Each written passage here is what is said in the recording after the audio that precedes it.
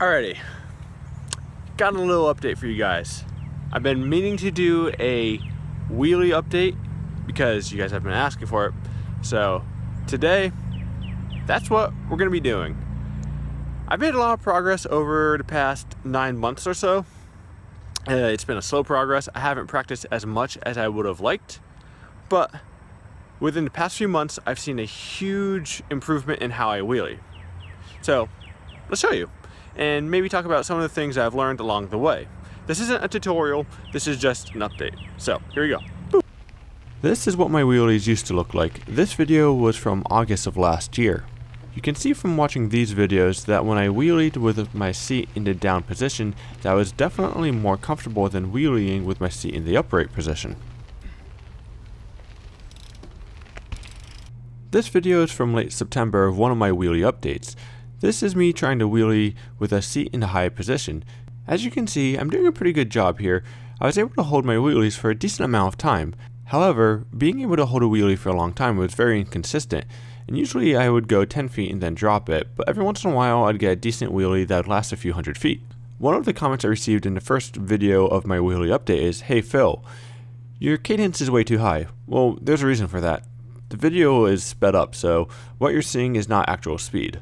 That footage was actually 2 to 4 times faster than it was in real life. And now we're jumping forward to present day. This video was from last week. As you can see, I can hold my wheelies for pretty long and pretty consistently. These 2 wheelies were done first try. I literally set the camera down and was able to get these into first take. Honestly, that's kind of a miracle because I still can't wheelie that consistently, but it goes to show that I'm getting a whole lot better. This is one of the wheelies I'm still most proud of.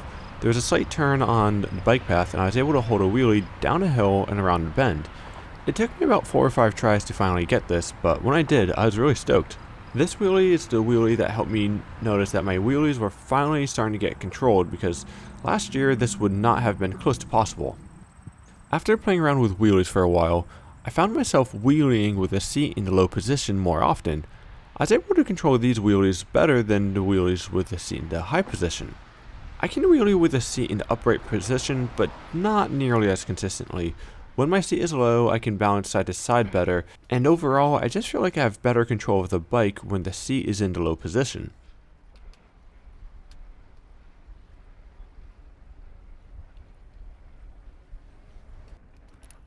Hi! That actually went better than expected. That being said, I still have a long way to go before I become a wheelie master. However, I'm definitely getting better. I want to back up a little bit. And when I said in my last video, or some of my last videos, that I couldn't wheelie, I need to clarify that. I meant that I couldn't hold a wheelie. I had no issues getting my front wheel into the air. Whether that was with a low seat, high seat, or whatever. That was never an issue. The problem I had came down to I could not consistently hold my front wheel up in the air for a long period of time. So when I was learning how to wheelie, I got a lot of advice of people telling me, hey, you should learn how to try to wheelie on an uphill, you should learn how to wheelie on a downhill, flat ground, easier gear, bigger gear, blah, blah, blah, blah, blah, blah. I'm gonna tell you what worked for me best to get to where I am.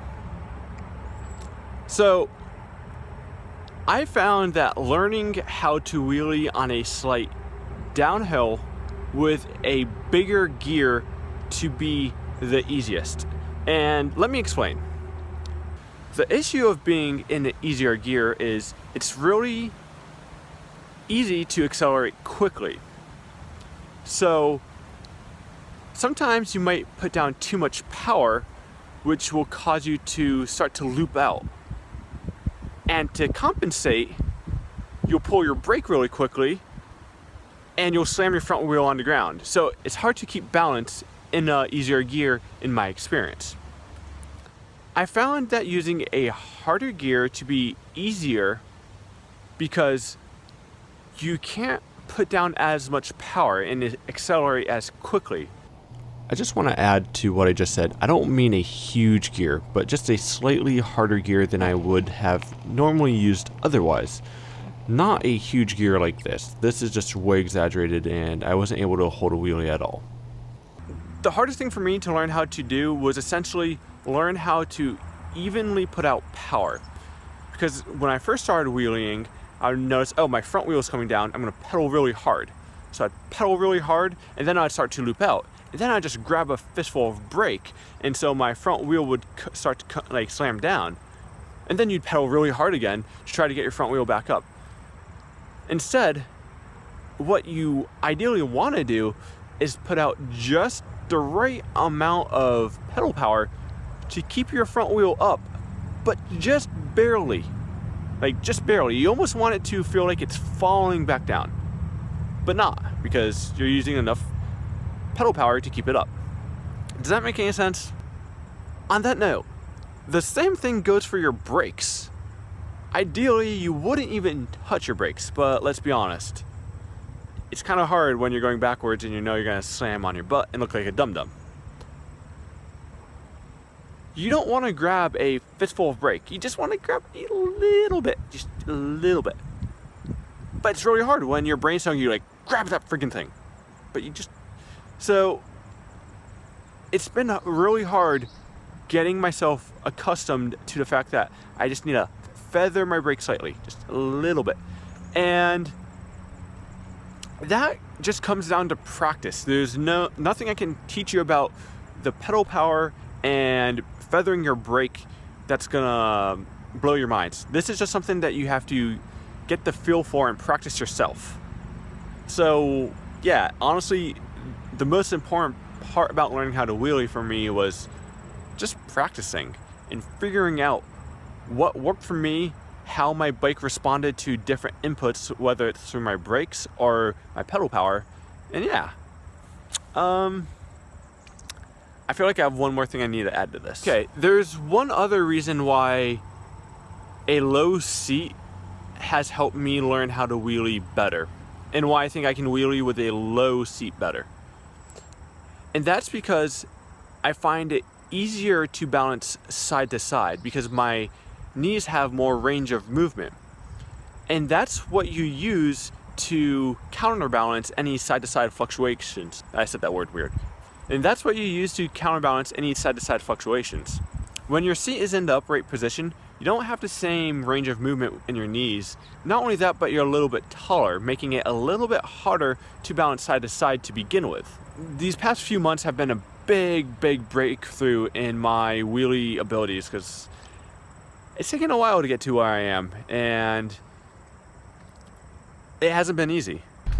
That being said, I still have a bit of work to do, but we're making progress. I think another hard thing about wheelies is just staying relaxed. Right now I'm totally not relaxed for some reason, maybe because I'm thinking about the camera, but yeah, these wheelies right now kind of out of control, not my best.